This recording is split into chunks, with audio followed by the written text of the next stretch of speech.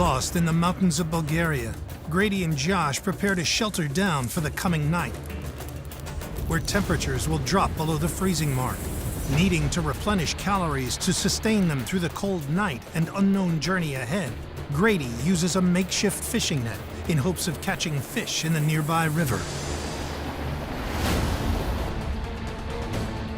It's really frustrating. I've got fish right at my fingertips, but I can't get them in the net.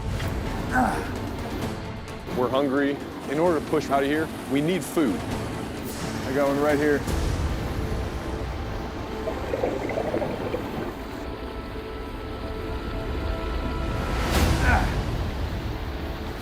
Hell yeah.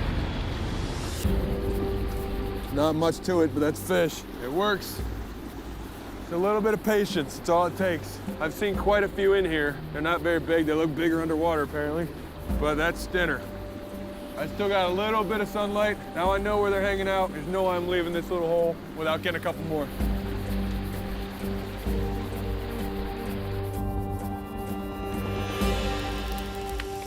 It's almost dark. Hopefully Grady can't be far off.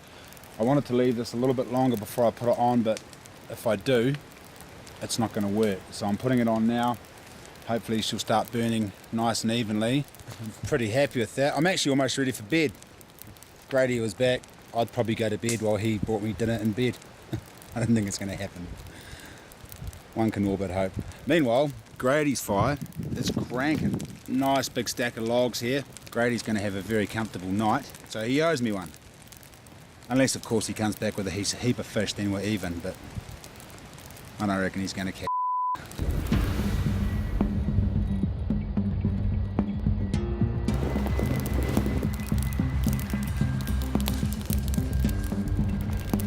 I was just about to come looking for you. Did you get some fish? A little bit of trout. Mate, well done. Well, the net worked just fine. A couple of brook trout and a rainbow trout, eh? Yep. But I appreciate that fire, man. It's huge. It's good. It should be really hot by now. Oh, yeah. That's killer. Yeah, that's good to go. I'm going to eat dinner and then I'm going to go to bed, I think. Yeah, that rock right there, we could probably just throw the fish on that. Oh, it's hot now. It's freezing down by the water. Man, I'll take your jacket. Wiping your hands off, yep. We've got great shelters, we've got fire, and we're gonna eat some food in us. Tomorrow's gonna be a solid push, and we're gonna be ready for it.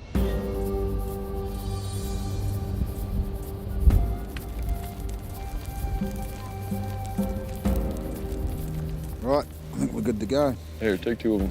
You did more work than I did. Quite like fish, mudfish. That's what we call trout back home in New Zealand, because they taste like mud. Mate, that's pretty good, isn't it? Yeah, it's really not that bad. Not a lot of meat, but it's good.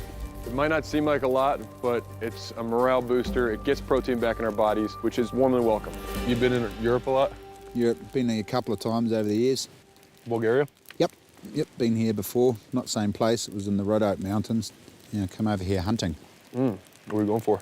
Chamois and deer. You get a deer? Yeah, got a roebuck. Oh, nice. What were you hunting with?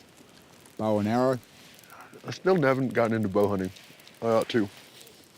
I think it's a lot more personal. You have to get real close to the animal.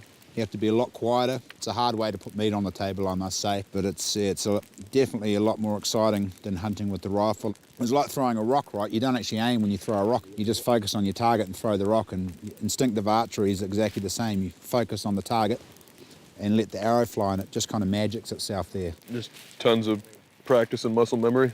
That's it. That's exactly what it is, yep. That's how I teach my pistol shooting, same thing. Usually when I go hunting, I just want to get new meat. I don't necessarily do it for the thrill, but I kind of want to get into archery, bring a little bit of the excitement back. Hunting's definitely the most ethical way to harvest meat, isn't it? Mm-hmm. No doubt about that. I like it how all the smoke from your fire's going over to my little shelter there. Yeah. It's a bit inconvenient.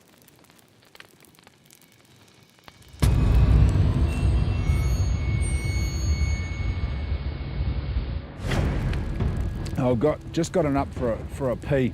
I don't know what time it is, it's night time. I've probably been asleep for a couple of hours. Busting for a piss, I don't really want to piss on my log. So I rolled out and I noticed a faint glow in the sky coming from down the valley. It's possible the moon's just started to come up above the horizon, but I do not think so. There's a pretty steady glow down there, I might just wake Grady up and see what he reckons. Hey, bro, wake up. Wake up. What? I'm pretty sure I can see light down the valley. Come have a look, tell me what you reckon. Where? Down there. Can't really see it in the camera. Let's go a little bit past the tree line. Still sleeping. Jeez, I can't see diddly squat. It's like trying to play soccer with binoculars on. You talking about this down here?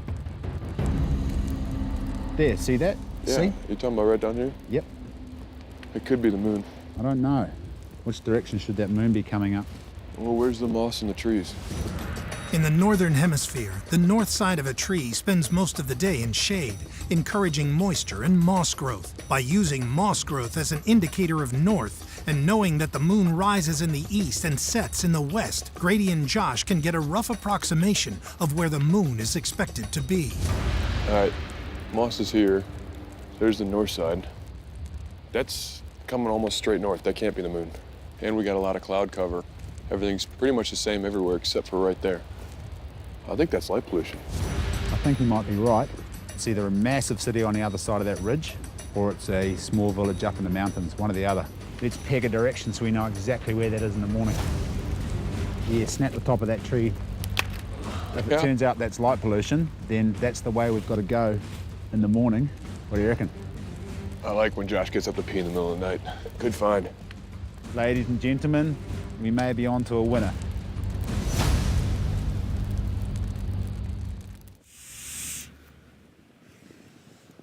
We're just getting one last heat boost before we push on out. The temperature dropped due to the wind chill and we're starting to get a bit cold. And we have civilization to travel towards, seeing that light pollution. No idea how far away it is. I think it's pretty close because that storm was socked in. So therefore it should put it just over the next ridge. I think if it was a long way away, we wouldn't have seen it because it wouldn't have, the refraction wouldn't have made it through the clouds. But we do have a river crossing. We're out of here. Where was that bloomin' ridge? There it is over there. We were a little disoriented when we were looking at that light pollution last night. So to make sure we were walking the right direction toward that light pollution, we broke a tree. Now that's what we're looking for.